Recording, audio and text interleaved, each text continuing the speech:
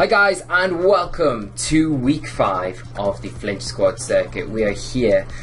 Things are heating up like you would not believe. We've got some absolutely crazy matches for you this week, and the players are really getting into the circuit. So I hope you're enjoying the series. If you are, remember to leave a like on the video and subscribe to the channel so you can stay up to date with the rest of this review series for the Flinch squad Sun Series circuit. And I've got a special guest with me today. We had Nigel on for our last review episode, but we've got a very special guest joining us today, and I'd like to all welcome you to Johnny Hacks, the man himself, Davide. How are you doing? And thanks for joining us this evening. I'm great, thanks. Finally here. Finally here. We were meant to have Davide on a couple of episodes ago, but for reasons outside of our control, we couldn't work out timing to get it done. So we finally arranged it, and it's awesome to finally have you on. So I don't know what do you want to actually. I tell you what we'll do. We'll have a look at the matchups this week, and then we can kind of discuss those. So matchups going into week 5, we've got Hectic versus Face. We've got Will versus Yorine. We've got Pinko VGC versus your good self, Johnny, Davide, and then Stu versus Nigel, which is going to be one of our feature matches, and Pinko versus Marty. So the featured matches this week are going to be Pinko versus Marty, we're kicking off with. Then we're going to go on to Stu versus Wormsheim. We're going to finish off with Davide versus Pinko as our third match of the evening. So, and then we'll round up, do a results wrap up at the end of the show, and then show you the league table going into week 6. And I can tell you now, we're going to have some really heated matches going into the last week. Not to spoil anything for you guys at home, but do keep an eye, because week 6 review episode will be up on Friday, and then we're going to do the winner final review episode next Monday on the channel, and reveal our champion and all our top players in the tournament with prizes and everything like that. Just to remind you guys, I'll just give you a special glimpse of this lovely trophy that we've got made up, which is, you can see there, it is the Flinch squad circuit 2019 Sun Series champion. It's a very nice trophy that will be going on one of these players' mantles. But more importantly, John, I've been talking for far too long, and I just want to ask how you've been finding the circuit so far. Yeah, it's really fun. I hope that I played more competitively from the beginning. Yeah. But it is such fun. I didn't think to have that much fun. Oh, that's amazing! That's amazing to hear, yeah. And I'm pleased you've enjoyed it. And yeah, it's full of great people. Yeah, super fun people. I'm very lucky. Yeah. We've got such a good group like yourself and everyone else that's on the Discord and just involved in the circuit. It's amazing, and the quality of play as well has been like really good. The matches that we've had so far have been amazing. So it's only going to get better as we go on, and we'll be starting the Moon series very soon. So if you guys at home would like to get involved in this circuit, you can sign up very soon. Keep an eye out, and we'll be putting a video up about signing up for the Moon series and how you can do that, the rules and everything like that, and where to find all the information. And you can get involved with these guys and pit your skills against them, because they're not going to give titles up easy, I don't think. But are you happy to go on to get into this one, man? Yeah, let's start. Cool. Okay. We're starting off with Pinko versus Marty. So Pinko playing his Dustman in the Necrozma team, Marty playing his Sogaleo team. So it's kind of a nice match here. Marty has got the Xerneas and the Sogaleo as his restricted pair, and Pinko has got the Kyogre and the Dustman Necrozma as well. So we are going to see Marty lead off with the Incineroar and the Coco, and then Pinko lead off with the Incineroar and the Dustman Necrozma. Nice position here for Marty, getting the Intimidate onto that Dustman Necrozma is just so important in these matchups, and we can see his Incineroar is probably outspeeding Pinko's as well. Yeah, from this speed tie, probably speed tie. Yeah. And there's a take out into and the taunt is big. Is a great play. Taunt is not a move that you see very often on Coco, but Yeah. it can be devastating if used correctly, like this turn. Yeah, and he's played it really well there. Not decide, and I think Pinko could have decided to trade fake outs. It would have put him in, well, maybe a bit more of an awkward position going into turn 2. But I feel if he just held off and maybe faked out the Coco turn 1, he could have pivoted out turn 2 and tried the Trick Room, but then he would have been in the same kind of position with the taunt from the Coco. So like you say, a really kind of unused option sometimes in Coco, but very good when used well. So a really nice play there from Marty setting that up. We did Kyogre switch straight back out into the Incineroar. It's gonna cycle that Intimidate onto the opposing Incineroar a little bit more, and more importantly, the Rain's now up, which is protecting the Lurantis a little bit more from that. Kind of a risky play, switching Lurantis for that main. Oh yeah.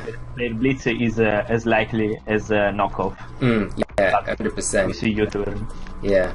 I think with the Rain up though, it does give you that little bit of extra security, and the double Intimidate there is nice, and I think getting the double Intimidate onto the Incineroar as well makes more sense that Marty probably wants to switch it out. But we are going to see a board position change here from Marty. He is bringing in that Tapu Lele, which now prevents any fake out priority attacks, which gives a bit of protection for that Xerneas. We are going to see a side shock into that Lurantis. Invisible Focus Sash. Yeah, Invisible Focus Sash.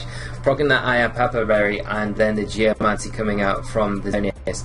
Big thing here, I would think, is if we can see Pinko's Incineroar with Roll, that would be huge here.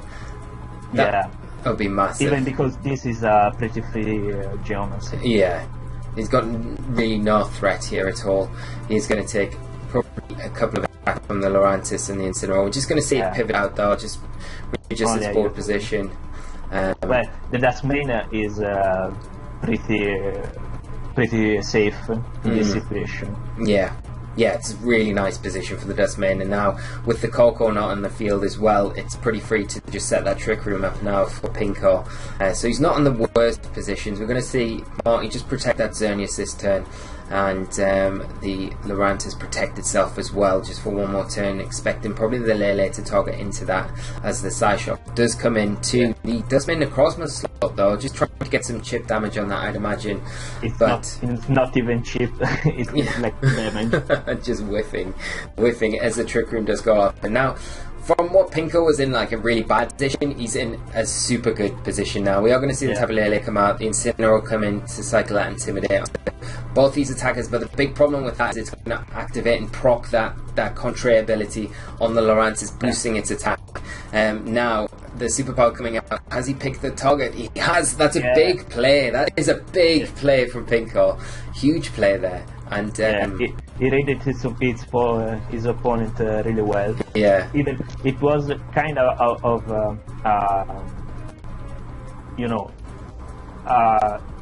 I don't know how to say. like an obvious switch. Yeah, an obvious switch. Yeah. No, I don't think the crit matters so much. It was no, probably yes. I think it probably does. Yeah. It does because it was probably is a Scarf Lele, so it's not. It isn't obvious that it is a Bull Kick Xerneas. Yeah. So it might have mattered. Yeah, the crit there's a bit unfortunate for Marty, but it's Scarf Lele because in Trick Room, in Trick Room.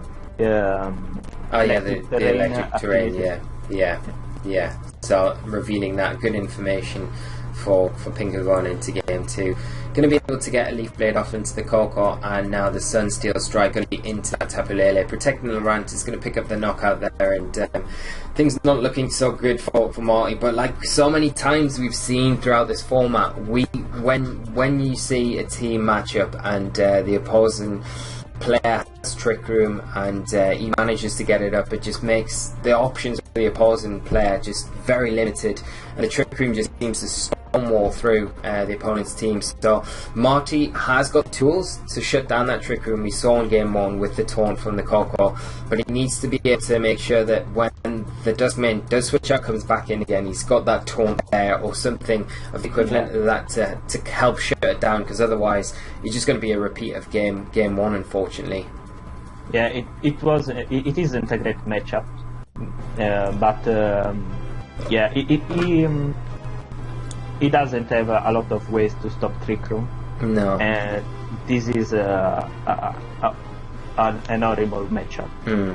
Yeah, I know. Breaking the sash. Yeah, I've spoken to Marty quite a lot about this matchup in particular, and it was one of the more difficult matchups that he did have. So it's a really difficult matchup when you've only got that really maybe one option to stop the Trick Room, and then you're relying on Incineroar to kind of deal with the Dustman Necrozma.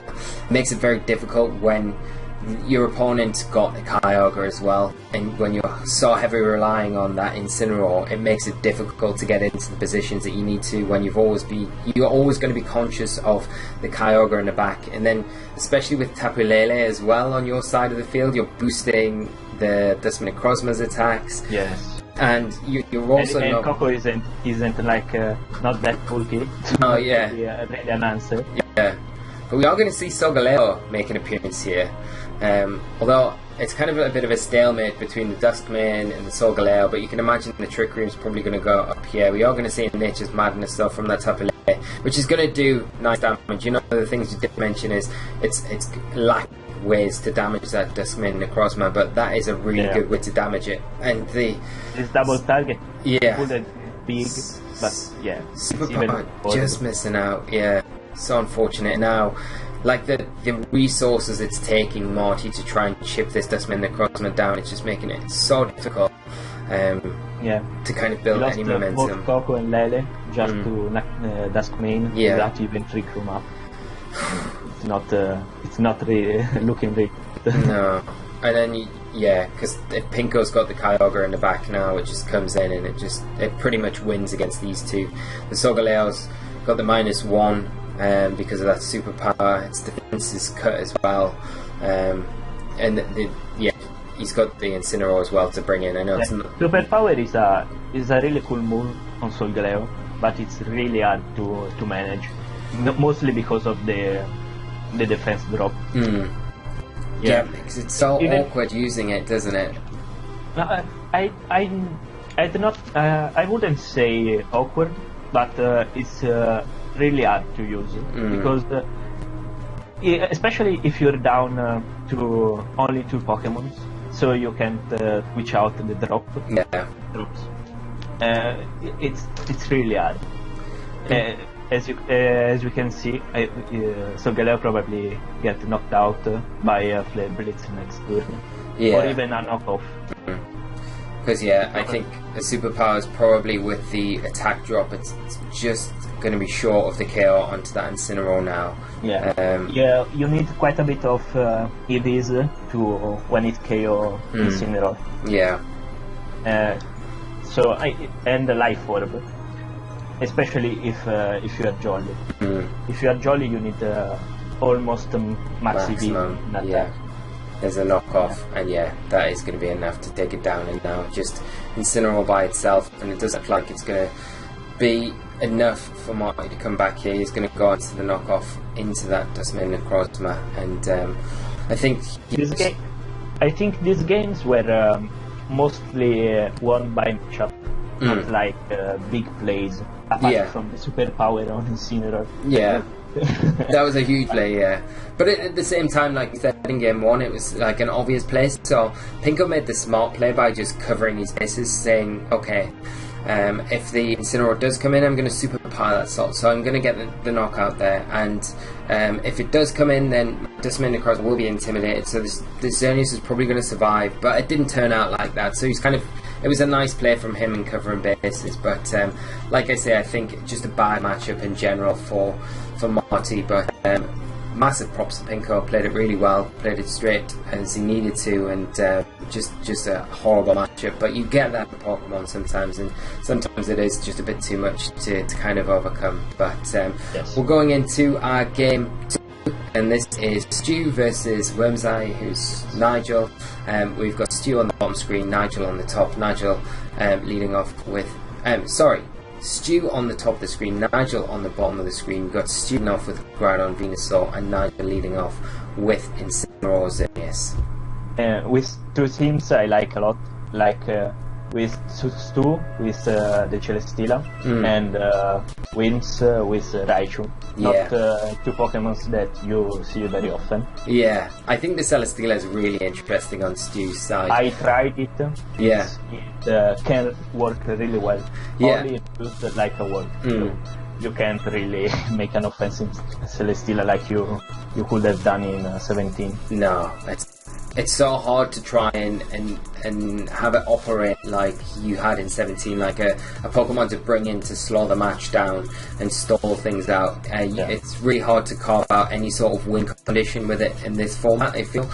It's just operates completely differently, and yeah, I've tried it a few times and it's just never quite sat right when I've played it, but Stu seems to be doing alright with it. We do see the Geomancy here from that Xerneas. It is set up now as the Venusaur is going to just sludge bomb into that. And there was a huge miss of Precipice Blades on Xerneas turn 1. Yeah, that sucked a lot. big, yeah. Especially turn 1.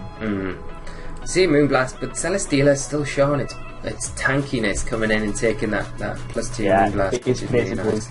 Yeah. Problem is now though, the Raichu coming in, it's got access to Fake Out, it's got access to Encore, so whatever Stu decides to do, he's got to be careful about those options on that side of the field. The Raichu also threatens that Celesteela here as well with those electric type attacks. We're just going to see a Fake Out into the Venusaur. It's going to break a potential Focus Sash on that Pokemon, but Celesteela recovering a bit of damage there with that leftovers, which is nice, but still got to be very cautious about that Venusaur. As we see. And protecting in front of a Raichu is like a very risky move. Yeah. So risky. And I can't understand why he didn't switch that out. Yeah. And here we see the Anchor. Yeah, now it just makes it so difficult, as we're going to see. Yeah, the Celesteela locked into that Protect here, not able to move. And if it had got a Leech Seed off or a Heavy Slam off there, then you know it would have either knocked out the Raichu or done a very good chunk of damage to Xerneas and put Nigel in a bit of an awkward position, because the Venusaur's still threatening that Xerneas. Even though it's probably in range now of a Dazzling Gleam or a Moonblast into that slot. Even though Venusaur has type of advantage, but Moonblast is so strong that it doesn't matter at the end. Yeah, it's interesting to see that. It's interesting to see that Nigel's using quite a slow, bulky Xerneas. You've got to presume it's bulky because it's underspeeding the Venusaur in the sun. One of the things that I always would aim to do when I'm playing Xerneas personally is making sure that I get the jump on at least modest Venusaur in the sun, because it's such a popular Pokemon. So it's interesting to see that Nigel's kind of foregoing that and just going more the bulky route, just thinking, nah, I don't need the speed, I'm going to get +2 anyway, I just want to be able to attacks. You can really go both ways, but I'm with you. I like more speedy Xerneas. Just because you can take hits, yes, but you still have partners to help mitigate some weaknesses. So bulk is a great way of playing Xerneas. Yeah. But I think sacrificing speed for that isn't that rewarding at the end. No, I do agree with you. That's my opinion. Yeah. No, I think you're right. I do agree with you. Then the big thing here is Nigel making use of that Raichu with the Xerneas, so threatening with the Fake Out on Pole combination next to that Geomancy Xerneas. It's so devastating, really, because in one hand you don't want to protect in front of that Raichu because of the Encore, but then again, like you feel conflicted that you have to because of the Xerneas and the damage output that it's throwing out. As we see the Incineroar try and get the knockout on that Xerneas there, but just missing out. But Proconit's Berry going to be able to get the Celesteela back in though and preserve that Incineroar on the match. We're going to see a Dazzling Gleam from the Xerneas. It is going to be able to pick up the knockout onto the Groudon, as we are going to see. Hopefully not an electric type attack from, and it is the Volt Switch from the Raichu. Going to do good damage now. Surely putting that Celesteela in range for the Xerneas now just to clear it up. But Stu still has the Incineroar to come in. It's got access to Fake Out. The Yveltal is asleep, so he can still make some plays here. It's not completely lost. You still got to be a bit cautious of the Raichu. it's not gonna be very easy, especially if Niger plays this well. But I know a bit of Stu's Incineroar. It's more offensive variant. Ah, right. And that's why he did so much damage even under Sun. Yeah. Because with 231 HP, you can really see how good this Xerneas is. Oh, and that miss there is so unfortunate. Yeah. That would have been huge if he just got that, because it means the next turn you can protect. Not quite. I mean, yeah. You can really play Lich Seed stall game. Yeah. That not. Yeah. I think Celestina was almost knocked out anyway, wasn't it? Out. Yeah. Anyway. I think in that last turn, I would have preferred, as soon as the Yveltal comes in, I think because you're expecting the fake out from the Incineroar anyway, I would have switched out the Yveltal straight away back into the Raichu, because I don't think there's any threat there of that getting knocked out, and protected the Xerneas, and then you can lock the Incineroar into Encore, and then potentially lock the Celesteela into Protect if it goes for Protect there, or whatever it goes for. Or you can bypass the Leech Seed problem. Yeah. Like, you can Leech Seed only 2 Pokemon at the time, so it's not really a problem. Oh, but we're seeing another Precipice Blades miss here onto the Incineroar, which is huge. That's why Groudon isn't that great. I know, just the misses. Like if Groudon has a ground type move like Water Spout, it would be much better. Oh, could you imagine? Yeah, it feels a little bit unfair that it doesn't. Yeah, really. Exactly. Yeah. Even mostly because Precipice Blade is far more risky than say a Water Spout at 50% HP, because at least you can assure damage. 100%. And Stu, they're losing the Venusaur now. After that first Precipice Blades miss as well onto that Incineroar, just makes it very difficult to kind of come back from that, because you're losing your Venusaur because of that, really. And now Nigel has a fake out on Incineroar, and if Groudon protects on this Moonblast, he can Encore. Yeah, and this is what makes it so threatening. It's just... And that's why I like less used Pokemon, because you can really remember everything. Yeah. You can really remember all a Pokemon can do. Like Raichu has been used, not a lot. So it's hard to remember everything he can do. Yeah. And when that happens, you're already lost. Well, yeah, you're already lost, because you can't prepare for that, because there's so much variation out there. Like you say, it's hard remembering what every single Pokemon does, and especially if it's a really unique Pokemon that you never really see used, you don't really know what its job is there to do sometimes, and that can be enough just to throw your game plan off and put you so far behind. And especially when you pair it with something as powerful as Xerneas and you get it set up, it's just so difficult to come back from in the end. Gonna see the Incineroar though. Hang on. This is a downside of Raichu. Yeah.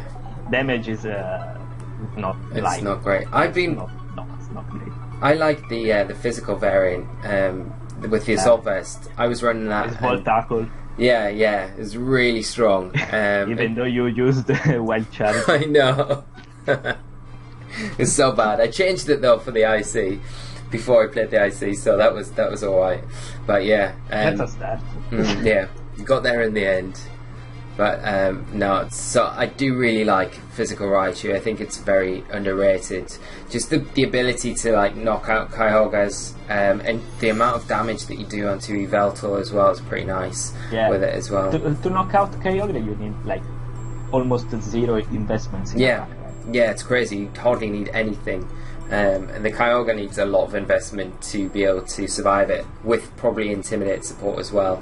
Yeah. So Very good. We are going to see the Celesteela come back in. The sunlight does fade now, but it feels, because of the Venusaur being lost so easily because of that Precipice Blades miss, Stu's in a really tight spot now with that Xerneas just... should put the Celesteela in range of Lil Blitz anyway. Yeah.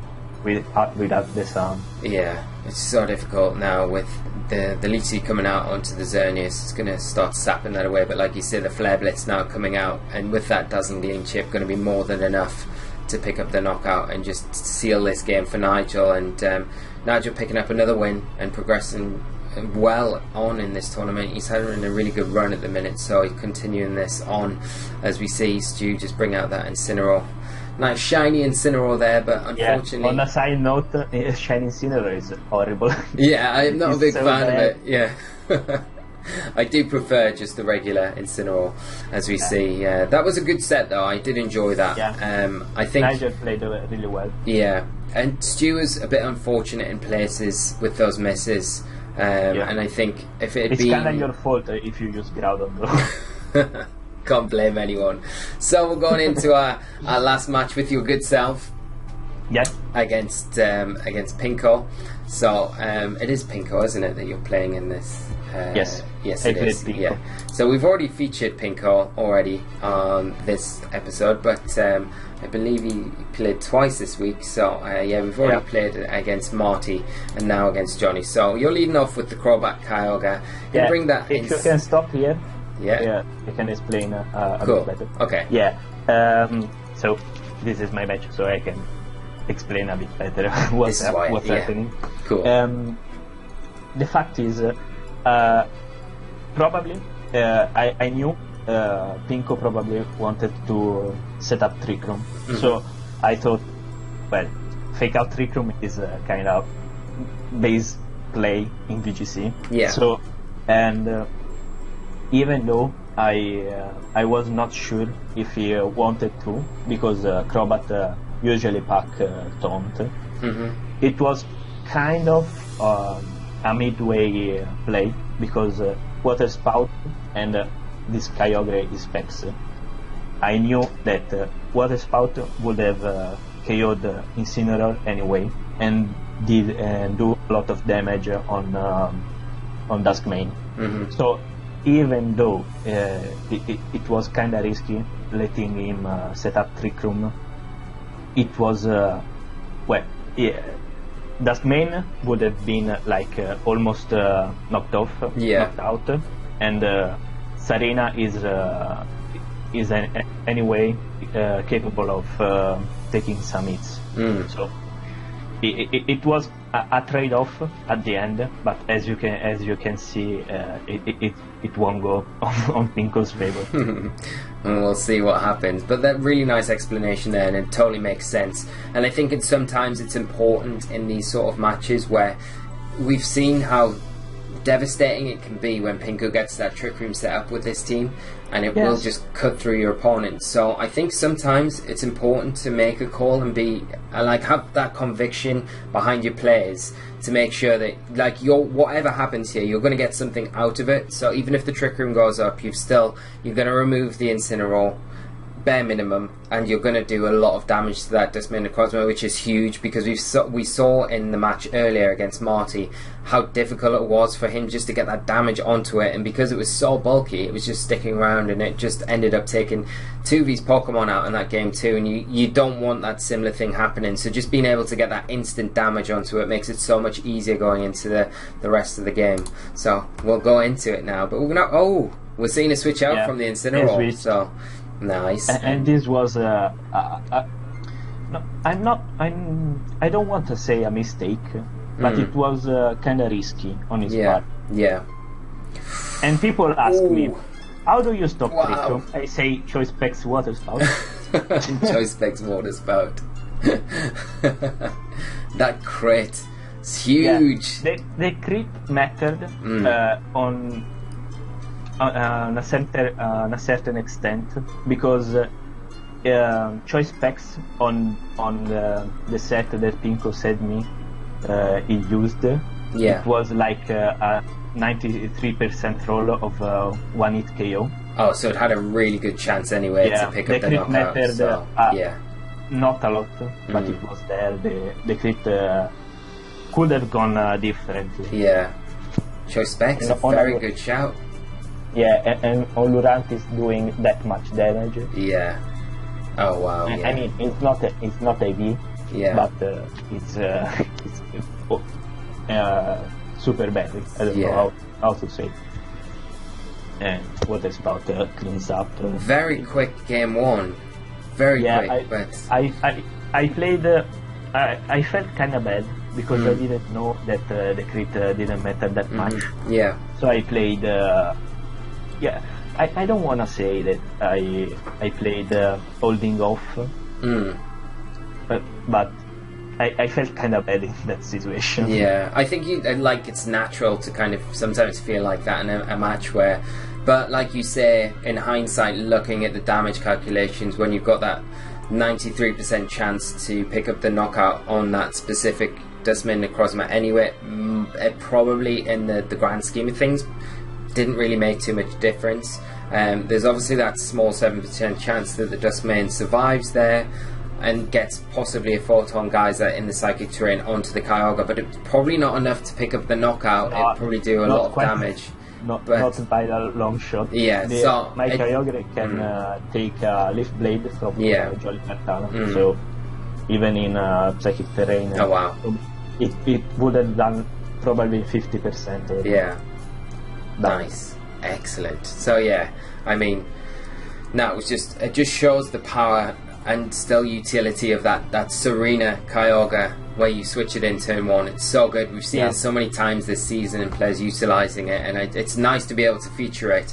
Not so nice for Pinko, but he had a good match earlier on, so it's all good. And it happens to all of us, you know. You're going to get caught out by that lead because it's so threatening a lot of the time. But we're seeing you change things up here with the Tapu Koko, the Dialga this time, and then Pinko change it up as well again with the Tornadus and the Kyogre. So we are going to see the Electric Terrain go up before the rain, so indicating that either this Kyogre isn't scarfed or the Tapu Koko is scarfed.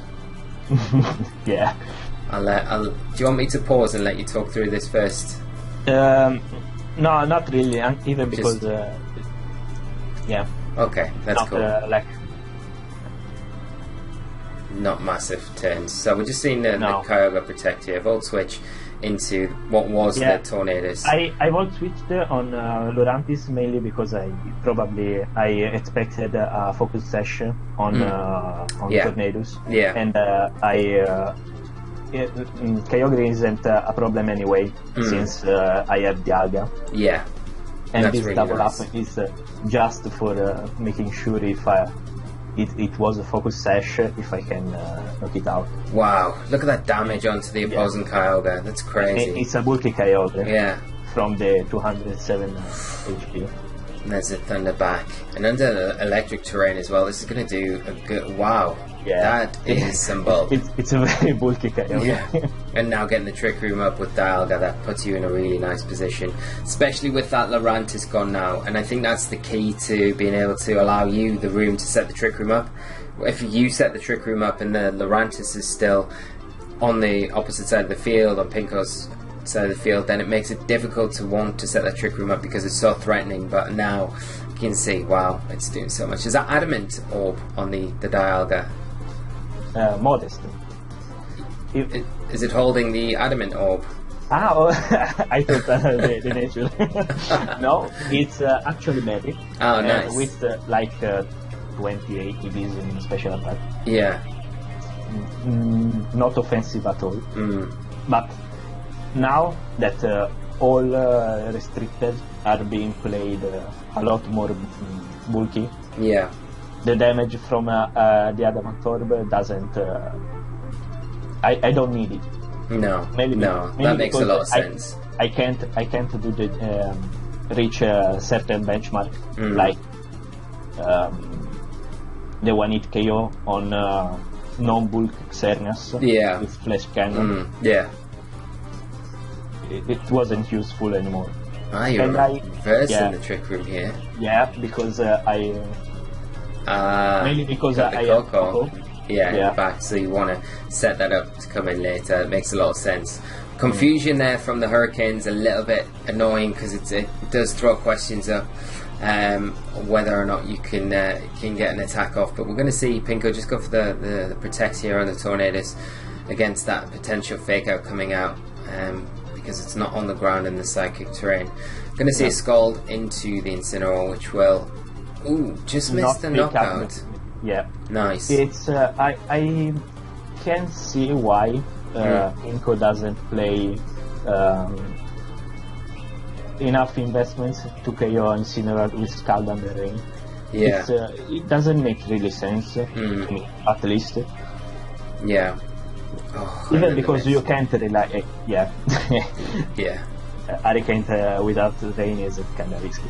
Yeah, very risky. I can't really see why you want to rely with a spout every time you need to knock out Incineroar. It doesn't make sense to me. Yeah, that's very true. Yeah, you want to. I think it's like one of the things when you're looking at to make sure that is, because it's such a popular Pokemon in the format, it's a very good thing to just have that fallback on, that even if your Water Spout isn't something that you're utilising, then at least you've got the Scald to kind of fall back on to pick up the knockout there. So yeah, I can just imagine that it's probably more bulk than anything else.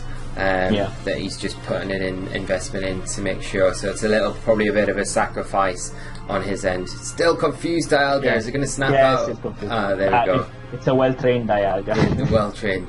Doesn't I want to protected Coco mostly because I didn't know who would have protected last turn. Yeah. So I wanted to play safe. Yeah. Then there's the double protect from there. And now Pinko reads me. Yeah. This Coco is Sash anyway, but another confusion. Confusion. Dialga's doing the job, and there's a flash cannon. This will be and now that's game. Yeah. So getting rid of the Tornadoes. I'd have liked to seen Pinko maybe a few turns earlier go for a Tailwind if he has access to it. You've got to imagine he does, and then if you do that, I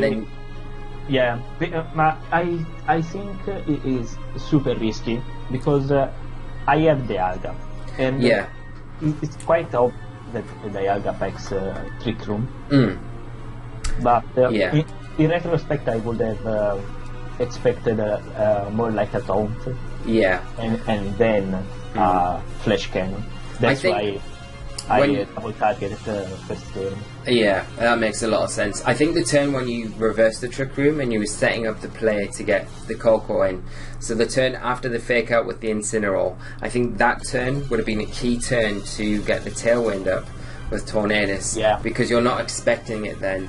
And then the next turn after that, taunt your Dialga to shut it down. And then in hindsight, if the Kyogre was able to take down the Incineroar in the rain, then it would have made it possible for him to maybe come back in against the Coco at least, but then you've still got Dialga, which is just, I don't know how you deal with that with Tornadoes and Kyogre. It would have been hard, but once you pick up the KO on Incineroar, and I remain with Dialga and then Coco in the field. Yeah. It is going to become a 50-50. Like, do you taunt me? Do you taunt my Dialga, or you Tailwind and I Trick Room? Yeah. So it would have been a really hard play for both of us. Yeah, that's true. But a really nice set, nevertheless, my friend. And thank you for talking us through it as well, because it's really nice to hear from your side of things. And aside from just watching it and then going through the match, it's really nice knowing your thought process as you're going through that match. And I'm sure everyone at home will have enjoyed that as well, as much as I have. So thank you so much, my friend. We'll look at the results now, guys, so we can... Spoilers out the way, we can see the results for week 5 now. So we had Hectic versus Jaceface. Hectic picked up the 2-0 win there, so big win there. We had Will versus Urine, and Urine actually pulls out a big surprise result there against Will, who's been absolutely on fire this format, so big win there for Urine. Nice 2-1 win. And Pinko versus Johnny was one of our featured matches. See Johnny there just picking up the 2-0 there, really nice win for yourself. Stu losing to Nigel 2-0, and Nigel again on a really hot streak at the minute, so hot on the heels of Will, and that result against Urine really throwing everything up in the air now. Titles anyone's to have. And then the final match, Pinko playing twice this week, picking up a victory against Pokemon in a really nice set that we opened with. So we've got the results there. We can have a quick look at the league table now going into the end of week 5. Like I say, we're going to do the review episode of week 6 on Friday. So we've got Nigel top of the table at the minute with 14 points. Hot on his heels with a game in hand though, we've got Will on 13 points, Urine in third place at the moment with 11 points, Hectic 9 points, 2 games in hand at the minute on a lot of the other players with 9 points, so he's still in contention now. If he can pick up those matches that he's got outstanding and get some wins there. Then we've got Pokemon in VGC with 9 points, Stu with 9, Johnny with 8, and Jace with 7, and Pinko with 4. So still wide open. We've got three weeks left, I think. Yes, so we've got 8 matches each. So yeah, 2 matches for some players, 3 matches for others, and a few more for some others. But still wide open going into week 6, and I will just give you all a little a spoiler with the matchups that we've got for week 6, so you know what to expect going into week 6, as I'll pull those up now for you, as you can see on your screen. So week 6 matchups, we've got Hectic versus Will, Pinko versus Urine, Stu versus Will, who's playing twice that week to play that catch-up match that he's got on hand at the minute, Johnny versus Jace Face, and Nigel Worm's Eye versus Pokemon. So there's lots of matches coming up in next episode, so that'll be, as I say, on Friday. But we'll round things up there. Johnny, Davide, thank you so much for coming on. It's been an absolute pleasure, and I would love for you to come back on again. It's been a lot of fun, and I hope you've enjoyed coming on, and for the first time featuring on the channel as well, which is absolutely amazing. So it's been really good, my friend, and really nice to finally have you on after all this time. Yeah, we were talking about this a lot. Yeah, we have been, yeah. So it's really nice that we've finally, because you've been watching the channel and supporting the channel for a long time now. I think you're like one of the very first people that I ever had interact with the channel. So it's so nice that you've kind of stuck with the channel and supported all this way, and now I can finally get you on here and feature you for everyone to see. So it's been brilliant, my friend, and we will I'll look forward to doing this again with you. But do you want to give any shout outs or say anything before we say goodbye for the episode? I need to say that this circuit is super fun, even because you can see that we are almost evenly matched, because there are a lot of free spaces, if I can say, that are well, it's not like a solo run where 2 or 3 players are going off, leaving all the others behind. Yeah. And the more, we are quite a bit ahead of now with the matches. So it will become a lot more interesting. Especially the next matches.